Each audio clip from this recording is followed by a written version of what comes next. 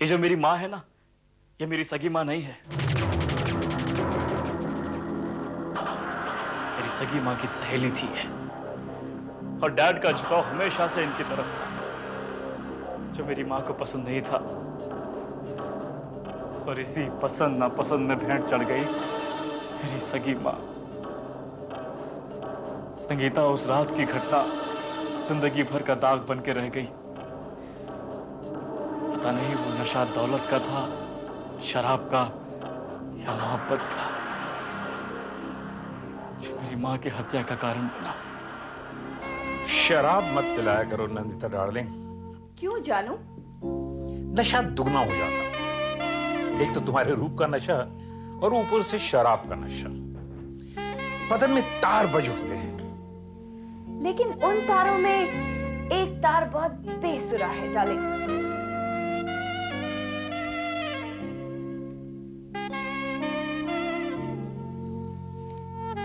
कौन सा तार स्वीटहार्ट? वही तार जो कानूनन तुम्हारे साथ जोड़ दिया गया, तुम्हारी पत्नी अंजलि। अंजलि? पता नहीं किस मनहूस घड़ी में वो मेरे पल्ले पड़ी थी।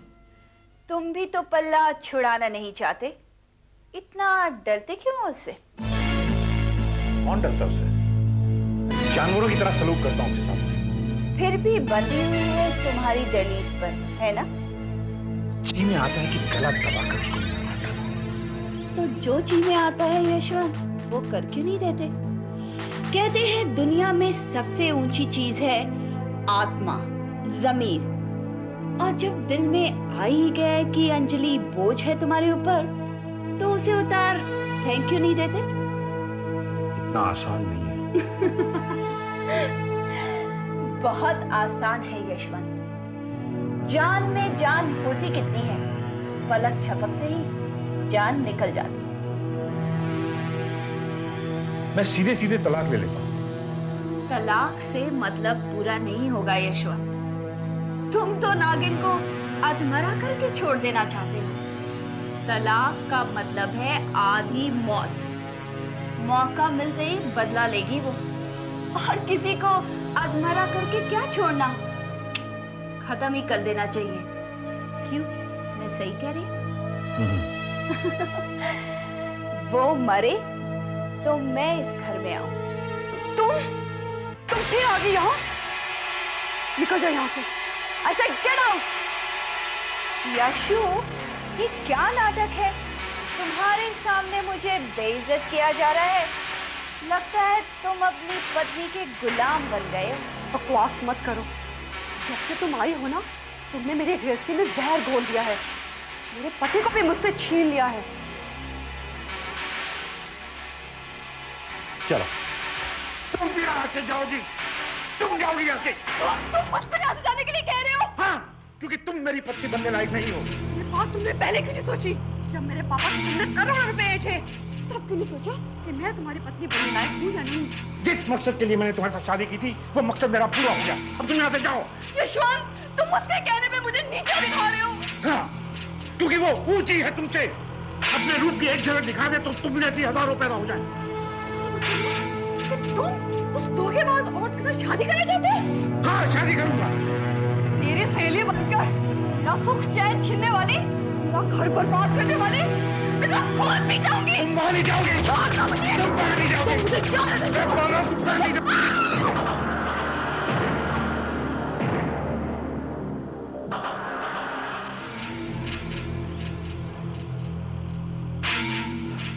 यशवंत, ये तो मर गई। क्या करें?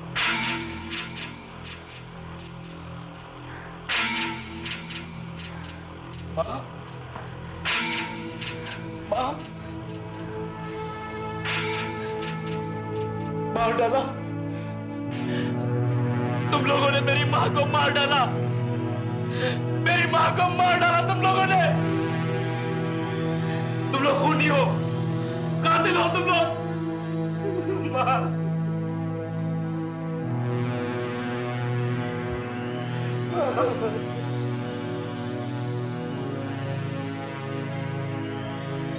शादी करने का यही कारण था संगीता। उनकी नजर तुम्हारी प्रॉपर्टी पर थी।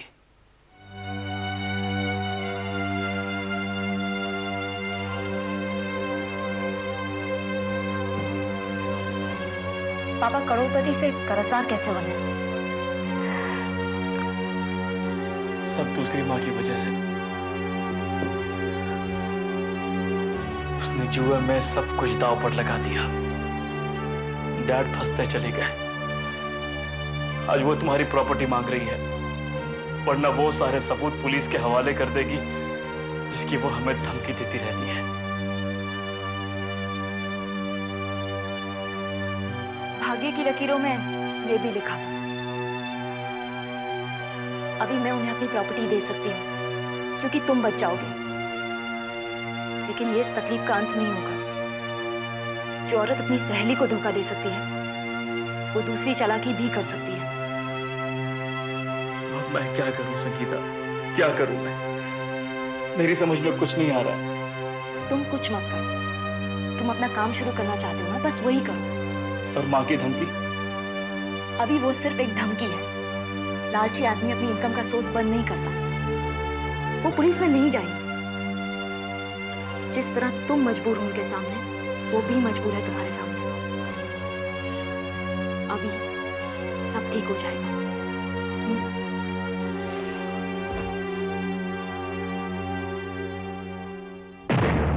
माँ जी प्लीज आप मुझसे इस तरह के सवाल मत पूछिए कि विशाल घर पर क्यों नहीं रहते, बाहर क्यों रहते हैं, कहाँ जाते हैं, क्यों जाते हैं। वो मेरे गुलाम नहीं है। पति पत्नी एक दूसरे के गुलाम नहीं होते हैं, साथी होते हैं। किसी के बिना गृहस्थी पूरी नहीं होती। किसी की अहमियत किसी से कम नहीं होती है बहू। अरुणा कह रही थी तुम दोनों में झगड़ा हुआ है। वो कुछ भी कह सकती है, वो भी आजाद है। आजाद सभी होते हैं बहू, मगर सब एक दूसरे से बंधे होते हैं। सब अपनी तरह जीते हैं, मगर एक दूसरे के लिए सोचते हैं।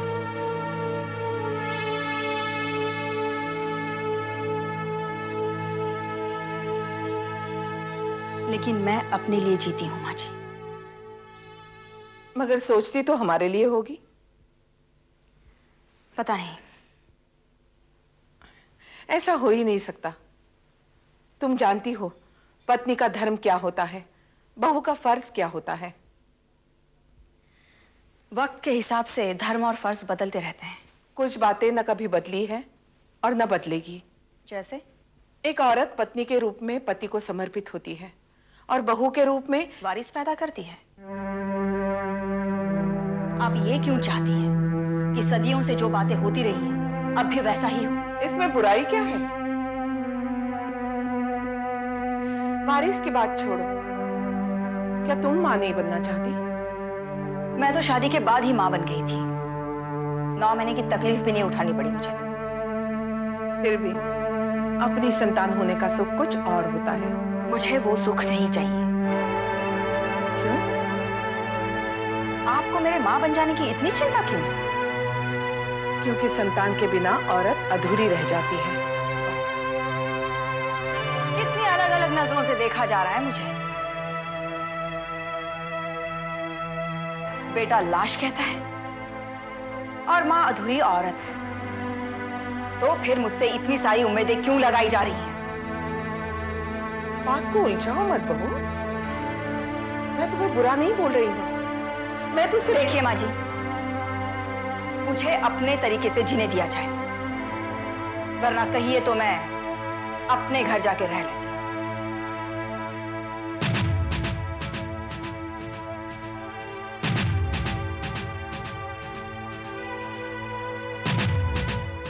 हेमलता, मैं तुम्हें कब से आवाज दे रहा हूं तुम्हें बताऊं कि हम करोड़ों में खेलने वाले अब शायद अरबपति बन जाएं। मैंने जिस रेट पर शेयर खरीदे हैं ना हेमलता, तुम देखना 10 गुना फायदा होगा, यह तय है। हालांकि सारे सपने पूरे हो चुके हैं, लेकिन सपनों की कोई सीमा नहीं होती हेमलता। सीमा का कोई सपना नहीं है। मैं सपनों की सीमा की बात कर रहा हूं। ये बीच में सीमा के सपने कहां से आ गए? क्योंकि हमारे सपने उसके सपनों से जुड़े हैं। तुम्हारी सीमा से कुछ बात हुई? हाँ, और नतीजा ये निकला कि विशाल की शादी कहीं और कर देनी चाहिए थी। सीमा में कुछ खोट है? हमारे नसीब में खोट है। हम जो चाहते हैं वो कभी पूरा नहीं होता। सीमा को बहू बनाया, एक पोते की इच्छा जोड़ रखी थी, वो अब कभी पूरी नहीं होगी। क्यों? क्योंकि सीमा संतान को जन्म नहीं देना चाहती। हमेशा के लिए उसने ऐसा नहीं सोचा होगा। इस उम्र में ऐसा सोचा है, बढ़ती उम्र में तो इरादा पक्का ही होगा ना। पति का प्यार पत्नी के इरादों को बदल देता है हेमलता। प्यार नहीं है उन दोनों में। विशाल ने जो कहा है वो प्यार में नहीं कहा जाता। दोनों में दूरी बढ़ गई है। दोनों ने एक दूसरे को समझने की कोशिश छोड़ दी है। भावनाओं की बारिश नहीं होगी तो रिश्ते रेगिस्तान की तरह जलन पैदा करेंगे। हेमलता, मुझे तो विश्वास ही नहीं हो रहा है कि सीमा और विशाल में इतना अलगाव हो सकता है। वो प्यार कहां गया जो दोनों को एक दूसरे से जोड़े हुए था? वो प्यार हमारी बदनसीबी की आग में जल गया। प्यार कभी खत्म नहीं होता हेमलता। गलतफहमी हो तो जोश कम हो जाता है। हमें थोड़ा इंतजार करना चाहिए। मुझे विश्वास है सब ठीक हो जाएगा। अरे ज्यादा मत सोचो। मैं ऑफिस जा रहा हूं। वो कुछ रुपयों का इंतजाम करना है। अविनाश को भी तो कुछ देना होगा ना। जितनी जल्दी वो यशवंत जी के चंगुल से निकल जाए अच्छा है।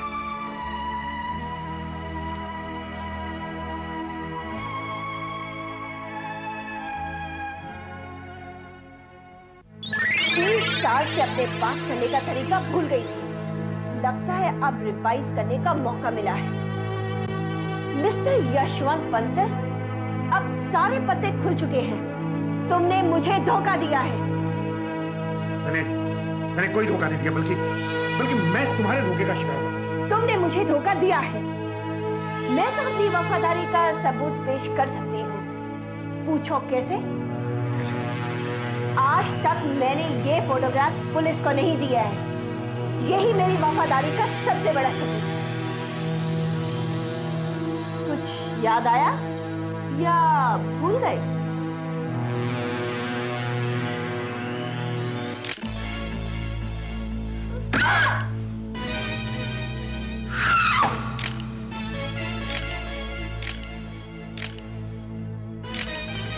मिस्टर यशवंत बंसल, मुझे एक पल याद है कि किस तरह तुमने अपनी पत्नी को तड़पा तड़पा कर मारा था। और आज तुम और तुम्हारा बेटा दोनों मिल गए हो। तुम्हें लगा नंदिता तो इतनी आसानी से पीछा नहीं छोड़ेगी, इसलिए उसे तरसाओ। इसलिए संगीता की प्रॉपर्टी पर कब्जा करने के लिए तुमने अविनाश को अलग होने की सलाह दी है। झूठ, ये बिल्कुल झूठ है। कि मैंने नहीं बल्कि संगीता के घर वालों ने कहा होगा, मगर तुमने उस फैसले पर मोहर तो लगाई थी ना यशवंत। तुम और तुम्हारा बेटा दोनों मिलकर मुझे अलग करने की साजिश कर रहे हो। मगर मैं इतनी आसानी से अलग नहीं होने वाली यशवंत। कागज पर पक्की स्याही से लिखा हुआ मिटाने की कोशिश करोगे ना यशवंत, तो कागज फट जाएगा। मुझे अपनी जिंदगी से अलग करने की कोशिश करोगे तो तुम्हारी जिंदगी के टुकड़े हो जाएंगे। नंदिता, तुम मुझे समझी नहीं। मैंने जो कुछ किया तुम्हारे लिए। मैं करोड़ों का मालिक था, लेकिन तुम्हारी आत्मा के लिए सब कुछ कहा गया था। यहां तक कि तुम्हें पाने के लिए मैंने अपनी पत्नी का खून तक। तुम उन लोगों में से हो जो हर स्टेशन को डेस्टिनेशन समझ लेते हैं। तुम्हारा अपना कोई मजबूत इरादा ही नहीं है यशवंत। मैंने कहा ये जगह अच्छी है तो तुम वहीं ठहर गए। किसी और ने कहा कि मंजिल कहीं और है तो तुम वहां चल दिए। और तुम आज मेरे साथ भी वही कर रहे हो। नहीं नंदिता, तुम्हें पाने के बाद मैंने किसी मंजिल को नहीं ढूंढा। ढूंढना भी मत यशवंत, क्योंकि मैं ही तुम्हारी पहली और आखिरी मंजिल हूँ। और मैं तुम्हें 15 दिन का वक्त देती हूँ। मुझे संगीता की प्रॉपर्टी मिलनी चाहिए, वरना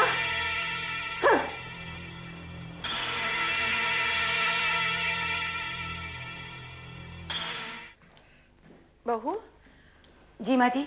जरा किचन में जाके सब्जी काट दो। मेरी उंगली कट गई, मैं काट नहीं सक रही हूँ। जी वो सीमा से कह देती। वो किरण को तैयार कर रही है। किरण को तो बाबूजी लेकर बाहर बैठे हैं। तो उनसे लेकर तैयार करेगी। किरण तो तैयार है माँ जी, नहा चुकी है, दूध पी चुकी है, अब क्या तैयार करना है उसे? सीमा को ऑफिस जाना है ना, खुद तैयार हो रही होगी। सीमा ऑफिस जाती है तो बहुत बड़ी नहीं होगी माँ जी, मुझे भी अपने पति के कुछ काम करने पड़ते हैं।